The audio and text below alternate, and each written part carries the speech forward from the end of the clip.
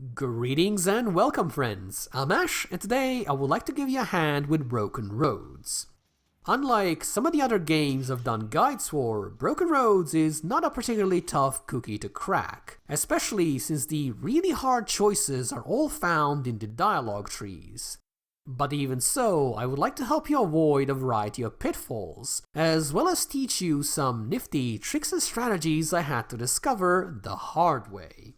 So if you're looking to make your trip through a post-apocalyptic desert as nice and pleasant as possible, allow me to share with you some, hopefully sage advice, after wrestling with the dreaded drop bears for the past 2 weeks. Without further ado, let us begin. While Broken Roads allows you to talk your way through a lot of potentially tricky situations, sooner or later you're going to end up in combat. You can try to escape from these encounters and thus complete the game as a purely pacifist character, but this is hardly the best way to play as you'll be missing out on a lot of interesting areas and quests. As such, I would recommend making your character at least somewhat capable at fighting, even if this is in a purely supportive role. Whatever your playstyle may be, you should definitely put points into intelligence or agility, as those stats will give you extra action points. And action points, as you would imagine from the name alone, dictate how many attacks or spells you're able to pull off in any single turn. The more you have, the more capable your character is going to be, regardless of your build. So do make sure to throw the occasional point into intelligence or agility. You will not regret it. Broken Roads is going to be at its hardest throughout Act 1, as you simply won't have enough good gear or abilities to comfortably deal with the opposition. As such, I would highly advise against trying to make a well-rounded character from the very start. Instead of ending up being versatile and able to rise up to any challenge, you're just going to make yourself equally terrible at everything. Rather, try to focus on a couple of key stats and abilities until you max those out.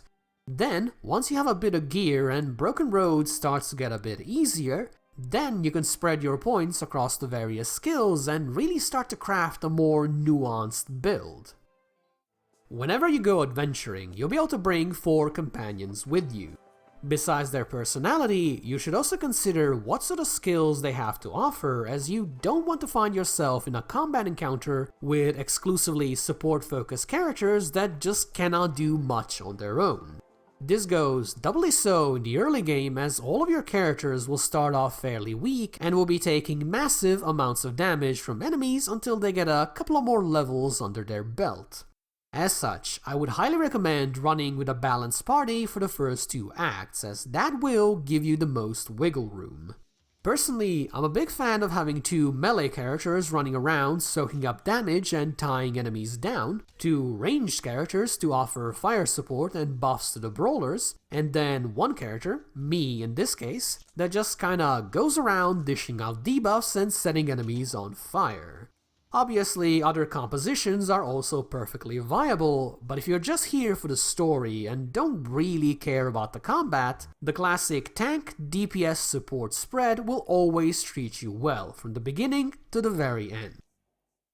Regardless of what sort of build you decide to go for, don't be afraid to experiment.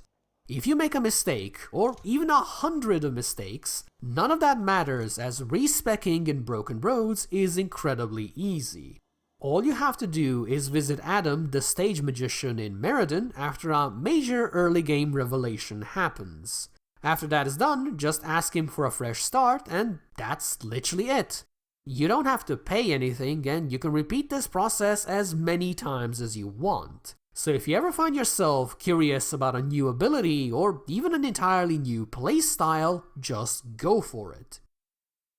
Instead of going with a binary good versus bad system, Broken Roads has a moral compass that represents your character on a chart divided between 4 ideologies: utilitarian, nihilist, Machiavellian, and humanist. While there is a lot of focus on this during character creation, the moral compass doesn't actually matter, at least not in a gameplay sense. The buffs and debuffs you get through it are all relatively minor and perfectly fine to ignore. In fact, the whole moral compass is essentially a role-playing tool to add a bit of extra flavor to your character. As such, just focus on making the choices you believe in rather than the ones you think you should take in order to maintain a certain position on the moral compass. Remember, this is not Mass Effect, you don't have to be full Paragon. Broken Roads has a lot of interactable items scattered throughout the world. These range from containers that might have some delicious loot to purely background pieces that offer a bit of flavorful dialogue. Whatever the case may be, they are all well worth clicking on, as even the most mundane items can give you a small bit of experience, which, combined with their sheer numbers, can stack up quite quickly in the early game. Thankfully, you don't have to move your cursor around the screen like a crazy person in order to find all of them. You can simply press the highlight key, which is Tab, in order to make all of them easily visible. As an additional bonus, you can also turn on toggle object labels in the options menu in order to make them, as well as important characters, stand out. I would definitely recommend you do so, as some of the characters can be surprisingly hidden even though they're literally in plain sight. Just be warned, however, that this option only reveals objects that are close to you, so if you run into a particularly large landmark, you'll definitely want to quickly mouse over it to see if there's anything interesting going on. Items in Broken Road don't weigh anything, and your inventory is, to my knowledge, infinite. As such, hoarding everything you find is not only possible, but actually a pretty good idea, as there are plenty of quests that ask you to deliver a certain number of random knickknacks like radio parts or books. That said, don't take this to an extreme. If you're trying to buy a powerful new weapon or even a piece of armor, don't be afraid to sell your old junk and items that are obviously outdated. For example, if you have reclaimed a dozen weapons from bandits, it is perfectly fine to sell all of them in order to get some much needed supplies. After all, there's not suddenly going to be a big demand for bloody, half-broken pistols, now is there? Once you're done with the prologue and the world map opens up, you'll be able to visit a variety of marked locations. While this might be incredibly obvious, it is important to note that you are not limited to just these locations. Simply click on any random place on the map and your party will start heading over there.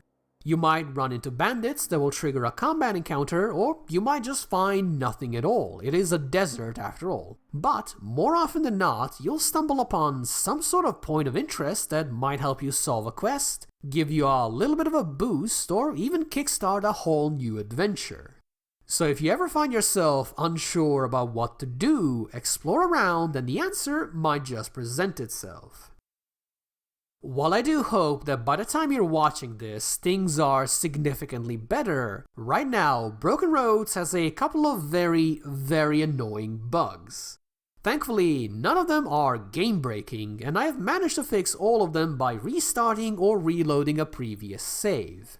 As a consequence of this, I would highly recommend saving frequently, as you otherwise might just find yourself replaying a large section because the last few autosaves have all been polluted by the same bug. Broken Roads is also a game with a lot of important choices to make, choices that can drastically change the course of any given settlement. If you save frequently, you'll then be able to come back to these locations later and see what exactly could have been. Just don't use this power to save scum in order to get the ideal outcome in every single scenario. Because, at the end of the day, you need that little bit of strife in order to make victory feel all the sweeter. And there you have it, 9 simple tips that will hopefully make your first playthrough of Broken Roads a nice and pleasant one. Well, besides the whole post-apocalyptic desert thing.